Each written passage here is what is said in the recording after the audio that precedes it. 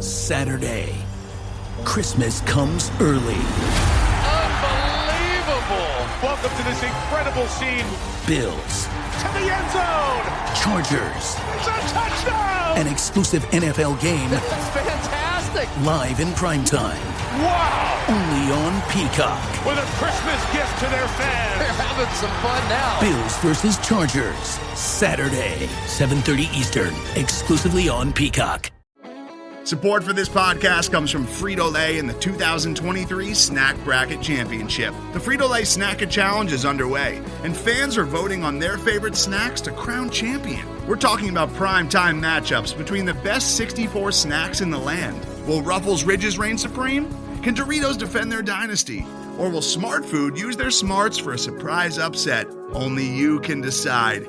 Get in on all the action for a chance to win up to $1,000 or a year's worth of snacks. Let your snacks be heard. Just go to fritolaysnacket.sbnation.com to vote and enter for a chance to win. No purchase necessary. Sweepstakes ends April 3rd, 2023. Void where prohibited. Year's worth of snacks awarded in the form of 52 coupons, each good for one bag of chips. See official rules at fritolaysnacket.sbnation.com.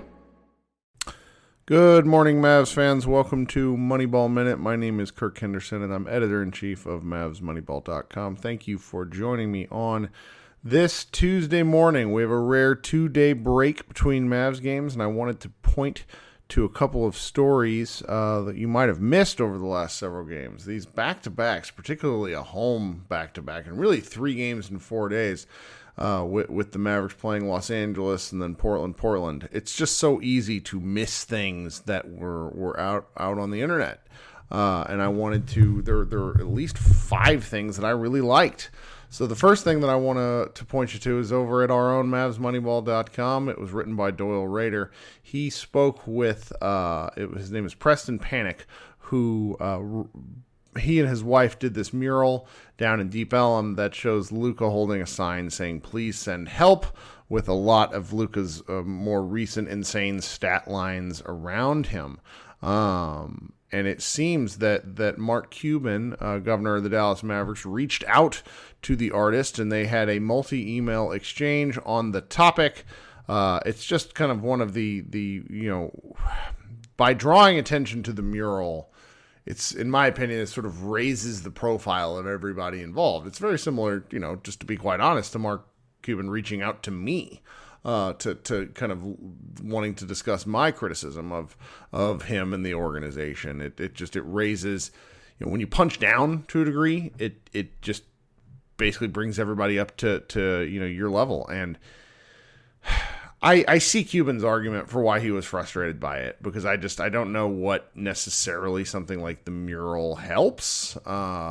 It's not that dissimilar to the stuff that we do on the internet, where it's, just sort of whinging into the void isn't something that's going to help make the Mavericks better. But, sometimes people just need to get things off their chest, and that seems to be the case here between both Cuban and the artist. They had a multi-email exchange. You can go read about it. I'm not going to spoil the whole thing if you've happened to miss the story, but it was pretty interesting yesterday. Then on Friday morning, Friday the 13th, our guy Logan Thompson wrote a lengthy post that he'd been noodling for a while about Jaden Hardy. Now, considering Jaden Hardy had his first sort of, I guess you'd call it, defining performance as a Maverick, he scored 25 points in the Sunday night loss to the Portland Trail Blazers with Luka Doncic out. This story felt worth, sharing again, just kind of talking about all sorts of things in terms of the bias that Hardy invites, for us that are really us fans that are sort of starved for different players, different looks, different styles of play, because Hardy is just he's got a lot of burst. He's a fun player to watch, and it's if you're building sort of castles in the sky about Hardy, I don't blame you. He's not necessarily my favorite type of player, but he's the guy that I think a lot of fans are currently investing a lot of sort of irrational fandom hopes in, and I sort of think that's great. It's what basketball and sports is for. You're supposed to invest in people. So go check out that story again. All of these things are in the show notes.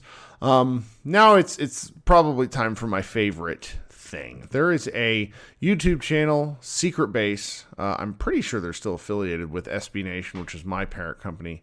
They do a number of really incredible YouTube videos, and a little over a week ago, and I just missed this at the time, I'm surprised nobody sent it to me, they did a piece, they do these pieces called Beef History, and they're really funny, they're really smart, and they investigate sort of all sorts of things about why different players across sports and things just sort of hate one another, and they did one that I think is sort of a time capsule. It's something you're gonna, if you're an older Mavs fan and you have kids that didn't necessarily watch Dirk Nowitzki, this is the video to show them. It's the beef history between Dirk Nowitzki and DWade Wade, and for me, 38 years old, this just falls right, like the DWade Wade Dirk Nowitzki beef sort of it encapsulated a lot of my Dallas Mavericks sports fandom. It is sort of the defining rivalry.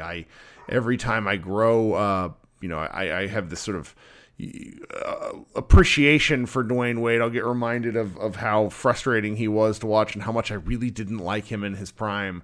And this video is a great encapsulation as to why.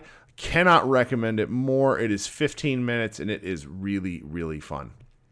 The second to last piece I wanted to point you to was by my boss, my former boss, Rob Mahoney, who works at the Ringer now. And he wrote a lengthy piece that, begs the question, does the NBA have any more statue-worthy superstars?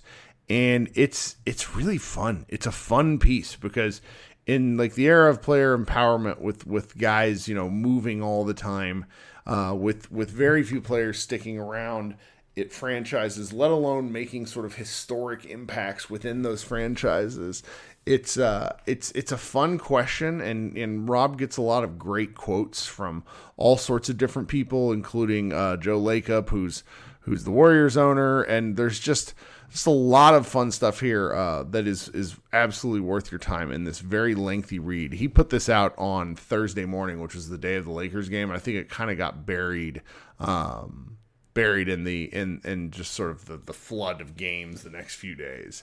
He got some great Dirk Nowitzki quotes, including this one. This is what makes a statue like this one so special, that generations after us will see that after we're long gone, people are going to see the statue in Google, or maybe Google is already out by that point, but look it up. Who is this guy? What did this guy do? I think that's what's so cool about a statue and a sculpture like this. It lives for eternity. Good morning, Huck. Huck saying good morning to everybody, too. All right, the very last piece I want to point in your direction is by my guy, Mike. I don't have a last name for, it's Mike Sanders, at Mike Redacted. He writes for a site called 214thewin.com. It is a Dallas-based Mavs sports blog. I really like the logo. Good colors and mix of anything. He wrote a piece here on whether or not to trade Tim Hardaway. Breaks down the case for, breaks down the case against. I enjoyed reading it. Thank you for sending it along to me, Mike. And please continue to send me things in the future as you guys are working on Mavs things over there at 214 The Win. Again, this is in the show notes. I want you to go check it out. My feelings on trading Tim Hardaway, just have to sort of come down to the simple fact of if you can move Hardaway, I think you have to. It opens a lot of questions, but Hardaway being sort of one of the secret engines to whether this team wins or not is not a recipe for future success. He's just not that kind of guy. At least that's my opinion, but you never know. I love Tim Hardaway, have for a long time, but I wouldn't be against seeing him in a different uniform and having some new guys in Mavs uniforms. All right, guys, we'll be back tomorrow if there's enough stuff on the internet for me to pull and to talk about. Thanks so much for hanging out with me on this Tuesday morning. Head over to Mavs Moneyball if you want to look for some more posts. I know we got one up by Brent Brooks that's coming that I really enjoyed. He had some riffing on JaVale McGee. That's going up a little later this morning, and there's some trade-based pieces that I think you guys might like. Thanks so much for spending part of your day with me. Go Mavs. Today's episode is brought to you by Cars.com. With over 2 million vehicles and 50,000 more added every day, Cars.com will match you with the perfect car for you, your budget, your life, your style. And if you're ready to say goodbye to your current car, Cars.com will get you an instant offer to cash it in. Just start by entering your license plate and get matched with a local dealer who will write you the check. So whether you're looking to buy or sell, just go to Cars.com. It's magical.